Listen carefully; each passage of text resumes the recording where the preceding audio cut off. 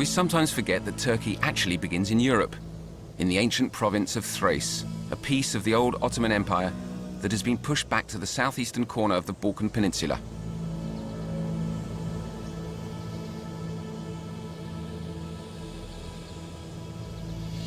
The Turks and Islam have been at home here in Edirne since the 14th century, when the Silk Road's days of glory were starting to decline.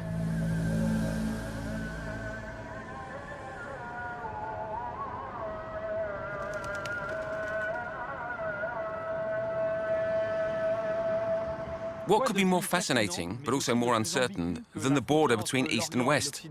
Where should it be drawn? In Venice or, for example, here in Edirne? Founded by the Roman Emperor Hadrian as Adrianople, it was conquered in 1361 by the Ottoman Turks, who made it the new capital of their empire, as well as a base for sending their armies off to conquer southern Europe. Situated just a few kilometers away from the borders of Bulgaria and Greece, Edirne is truly a Balkan city. From a bustling Ottoman metropolis during the era of the Silk Road, it shrank to a sleepy little town after the communist countries of Eastern Europe closed off their borders and the Iron Curtain came down. This is the legendary founder of modern Turkey, Mustafa Kemal Atatürk, the father of Turkish secularism, who gave women the right to vote and adopted the Latin alphabet for writing the Turkish language. Today is an ordinary day. There's no special celebration, but we can see that dozens of people have come to lay carnations at his feet. In an interesting juxtaposition of symbols, the father of modern secular Turkey stands at the foot of the Grand Mosque of Edirne. The Selimiye Mosque was commissioned by the great Sultan Selim II. Built in just 6 years and completed in 1574, it would go on to become a historic stronghold of Islam on the European continent. Around the mosque itself is a complex known as Kulliye, containing a school, a hospital, a library and a Turkish bath. This architectural masterpiece would serve as the model for all religious structures built by the Ottomans, with its 4 tapered minarets and, above all, its monumental dome measuring 31 meters in diameter.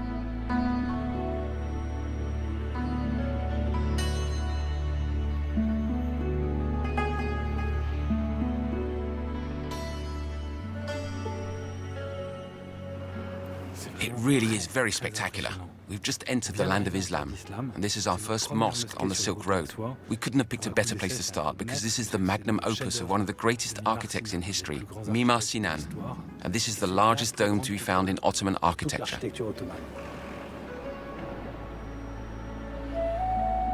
Sinan was an architectural genius. For this mosque, he designed a system of 8 supporting pillars that hold up its enormous dome and create a vertiginous sense of perspective.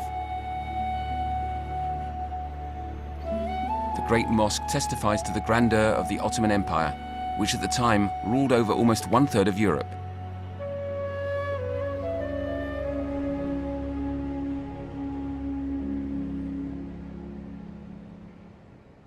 Today, the Thracian Turks are confined to a small region around Edirne, but they're still fiercely attached to the traditions inherited from their past. For example, traditional Turkish wrestling. Every year, the big annual tournament is held in Kırkpınar Stadium just outside the city. The Turkish word yagli güreş means fighting with oil, and as we can see, the wrestlers really are coating themselves with cooking oil. The oil is supposed to make the wrestling more difficult and more technical.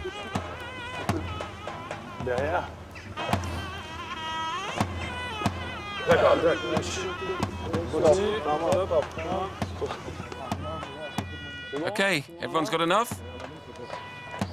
Okay. Checker. Good luck, guys. The Kırkpınar tournament is the most famous tournament in Turkey. It's held on the spot where the Janissary camp once stood. The Janissaries were the Ottoman Emperor's special shock troops. In fact, the gypsy drums and fifes reproduce the marching music of the elite corps mounting an attack. Legend has it that in the 14th century, 2 brothers fought each other in the Janissary camp. Neither was able to get the upper hand, and they ended up dying of exhaustion. The wrestlers wear extremely sturdy leather pants, which, since the oily bodies are hard to grip, their opponents try to grab in any way they can. These wrestlers are called pehlivan, from the Persian word meaning hero. And we can see where the French expression, strong as a Turk, comes from when we watch them. What's the connection between Turkish wrestling and the kind of wrestling that was practiced here back in ancient times? The Greeks oiled their bodies and wrestled on marble tables. And they were naked, while you're clothed. Why is that? Yes, that's absolutely right. Wrestling is found in Greek mythology, but there we're talking about mythological times. Religions are born. The Islamic religion emerged. The world began to develop. Things aren't the same as they were. According to our religious beliefs, human health is extremely important. In other words, wrestling on marble is harmful to our health. And according to our beliefs, to Islamic principles, the lower part of the male body must be covered. So we wear leather pants, the kispit. All of the movements in oil wrestling are done so as not to harm the body.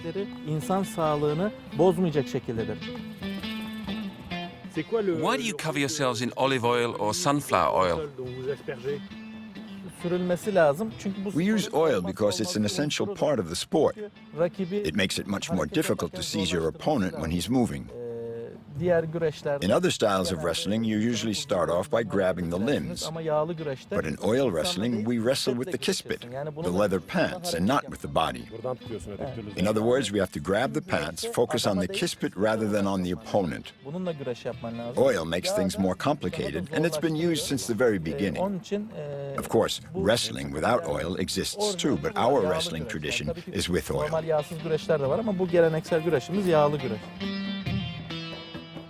When you wrestle, do you feel like you're practicing a sport, or do you feel like you're preserving a very old cultural tradition? Both. We practice a sport, we do wrestling, we train all the time. Just like sumo wrestlers in Japan, oil wrestlers are highly respected in Turkey. It's a very difficult sport to do. And because it's so difficult, everybody respects them.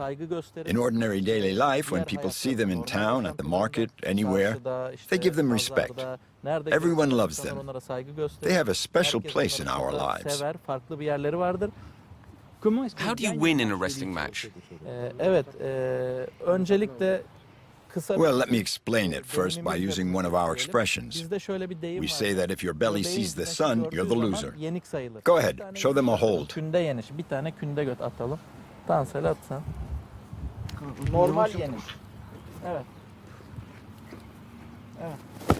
Right, that's a win. Okay, I can see it's over.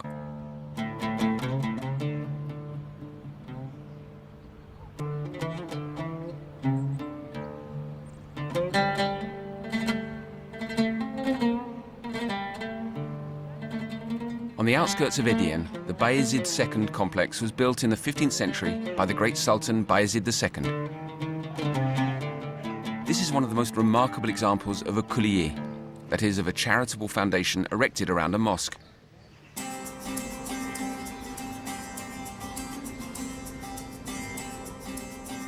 The complex is especially famous for its Dar el-Shifa, or House of Health.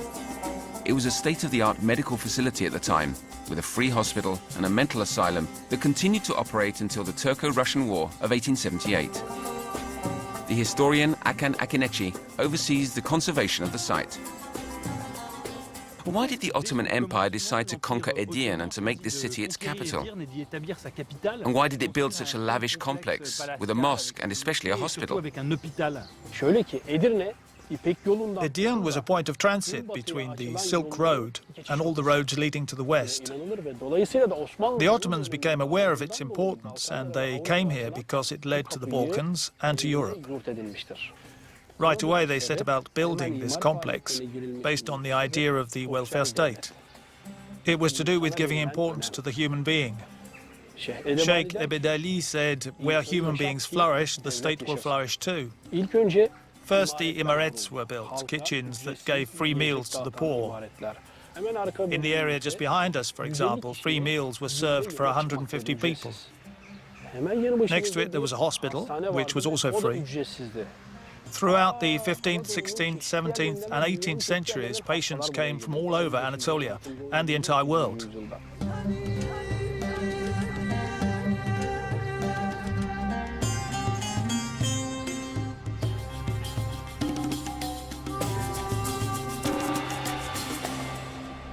We know that Arabic, Islamic, and by extension Turkish medicine was far ahead of Western medicine at the end of the Middle Ages. In what way?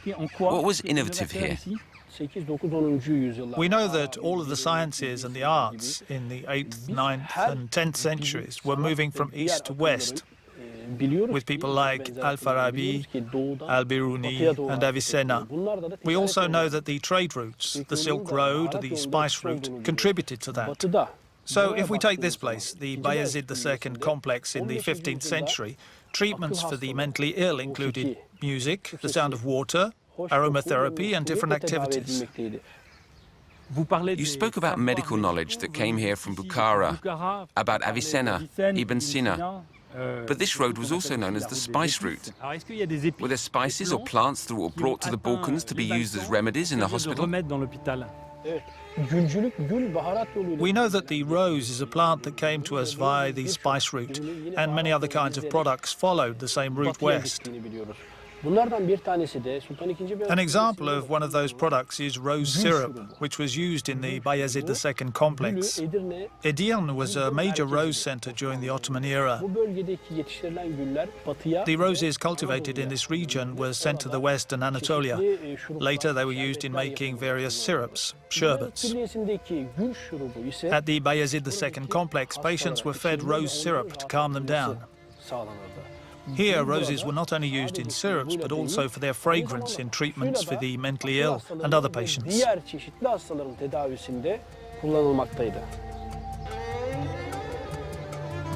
The Ottoman Turks, who originally came from Asia to subsequently rule in Europe as far as the gates of Vienna, deserve our recognition. They were the intermediaries between two worlds who greatly contributed to the interchange of ideas and techniques that occurred along the Silk Road.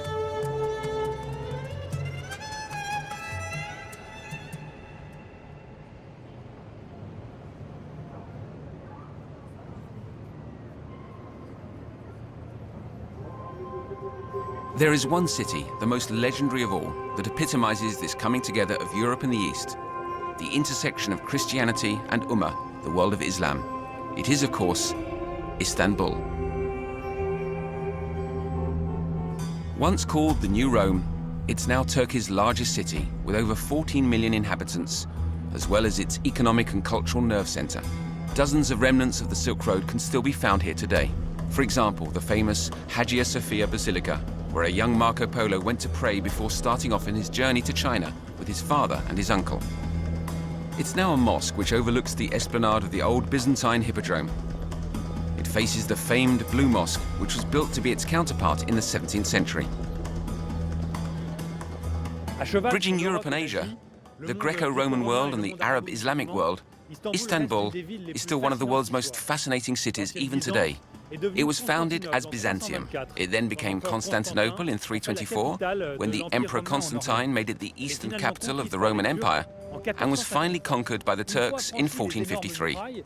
When the Turkish soldiers came through its gigantic walls, they found an almost deserted city.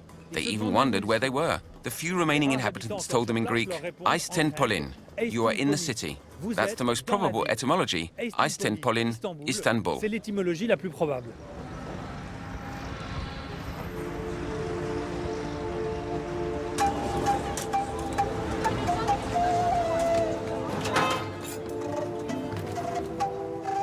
The famous chestnuts of Anatolia. The Turks are nuts about them.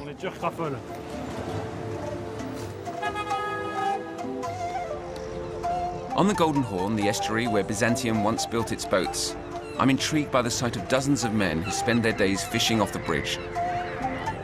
They aren't doing this for fun. They're refugees from the Syrian civil war, which has forced millions of civilians into exile since 2011. Over the centuries, the Silk Road's routes constantly changed in relation to the wars that were being waged. To get to Bukhara, for example, the Byzantines avoided the Turkish Empire by traveling to the north of the Black Sea. In our case, we're going east, and in order to avoid the war in Syria, we'll be going through northern Turkey. History repeats itself. On the other side of the Golden Horn, the fortified Galata Tower overlooks the old Christian quarter. The current medieval structure is also called the Genoese Tower because merchants from the Italian city of Genoa established a colony in Constantinople. Genoa and Venice were commercial rivals, which meant that Venetians were no longer welcome on the banks of the Bosphorus. That's perhaps one reason why Niccolo and Mafio Polo, Marco Polo's father and uncle, who were living in the city, decided to go further east in 1261 and try their luck in China.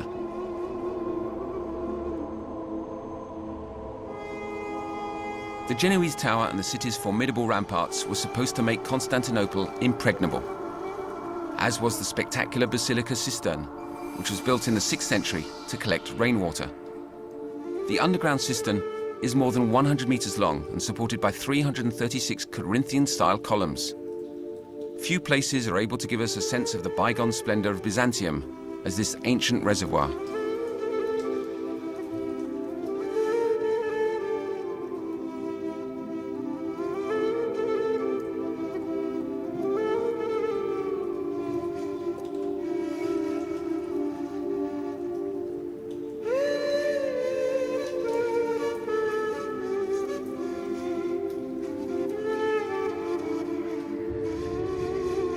Istanbul lies on the Bosphorus, which in fact divides the old Greek city into two parts, separating Europe from Asia.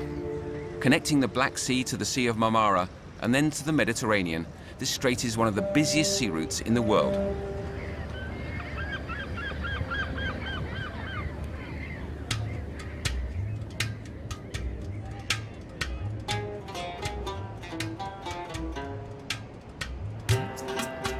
Overlooking the Sea of Marmara is the big industrial city of Bursa, with its nearly 3 million inhabitants. In the early 14th century, the city was also the capital of the burgeoning Ottoman Empire. The Ottomans tried their best to make Bursa the western terminus of the Silk Road. The city produced silk fabrics and enjoyed a monopoly in trading with the Europeans. For centuries, in order to maximize their profits, the Turks also tried to prevent raw silk from being exported and to keep the secret of silkworm breeding to themselves. The big merchants, who came for the most part from Persia, had to stay in this extraordinary two-story caravanserai, the Kozakhan, or silk bazaar. Turkish sericulture, which was extremely labor-intensive, flourished and then went into a decline. Today, most of the silks come from China or from Central Asia.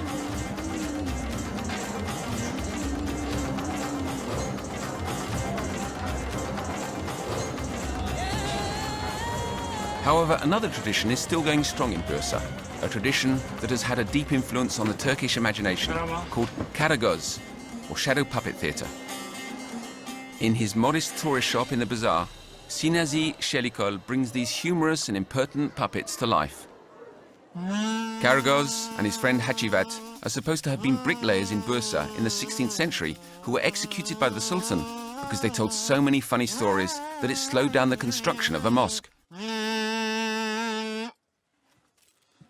Gelse oşuk meclise nazı tegafül eylesedir yelelel yelelel. Oh my God! I've prepared the screen, turned on the light. My luck has changed in Bursa. As I was on my way to the Orhan Mosque, I met a strange man. His name was Karagöz. He's a gypsy. When we speak, everyone watches us. This is shadow theatre we're talking about, so why are the puppets so colourful? It's true that in Egyptian shadow theatre, everything is dark. There's no color at all. But they use color, for example, in India, in Indonesia, in Thailand, and China. Color is used because it attracts people's attention. So that's why Karagöz puppets are colorful. In the old days, they were colored with alizarin. Traditionally, alizarin was made from plants or insects. That's how natural colors were obtained, but not anymore. Today, we use watercolor inks. Sinasi, why do you think Karagöz and Hacivat became so popular in Turkey? Everyone liked them because they represented the people. They spoke about things that people were interested in, and they talked about things like corruption.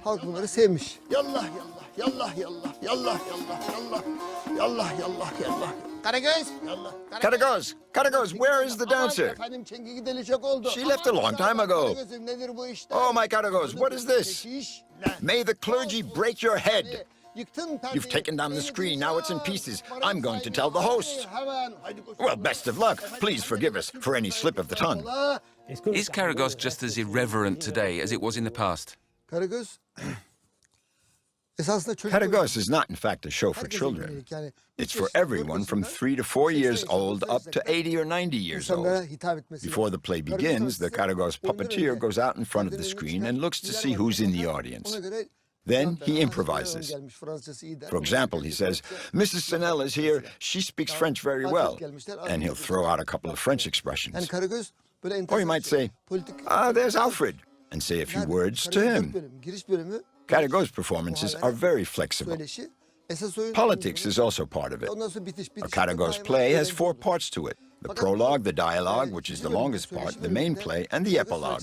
The last part is always humorous. But in the second part, the dialogue, the Karagöz artist also talks about politics and current events. For example, he might say, well, my Karagöz, what's the matter? Oh, the situation is very bad in Syria, in Iraq. Or he might talk about Erdogan. Nowadays, politicians pretend to like Karagöz, but in reality they don't, because the puppets make fun of them. That's why politicians don't really like Karagöz very much. The Karagöz puppets are both light-hearted and serious at the same time, which can be a little bit perplexing. Their ambiguity is in fact much like the ambiguity of modern Turkey, a republic that is both secular and Islamist, turned towards Europe as well as towards the East.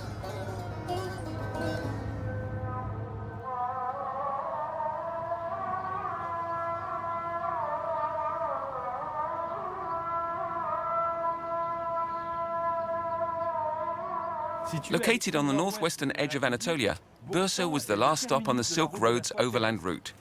It was also from here that the Ottomans set out on their quest to expand their dynasty, and for several centuries, the Ottoman princes came back here to be buried in the Muradiye.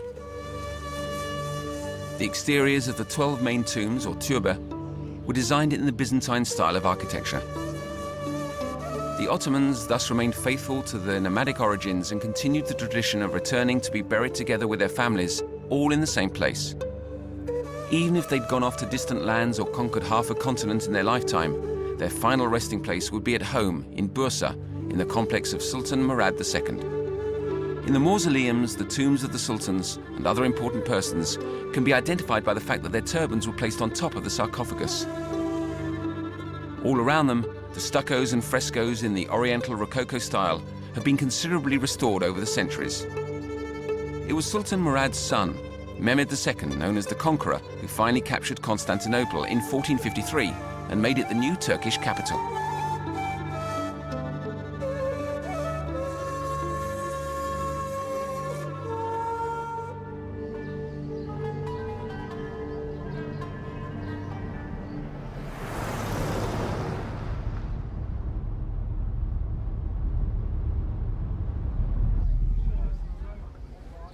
A good way to catch a glimpse of the past and to see how the Turks once lived back in the times of the sultans and the final glory days of the Silk Road is to take the side roads and head towards the mountains that tower over the city of Bursa. At the foot of Mount Uludag, the village of Kumalikizik seems to have been frozen in time. For centuries, passing through places such as these in Asia Minor were a must for travelers, painters, Orientalist scholars, or romantic poets in search of the misty lands of their fantasies of the East.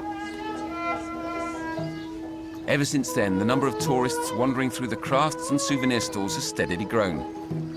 But they still come with the same desire to explore the architectural mazes of these Balkan-style villages and to take in the atmosphere of an era in history when the Ottoman Empire was one of the most powerful in the world, an empire that was a bridge between Europe and the East along the Silk Road.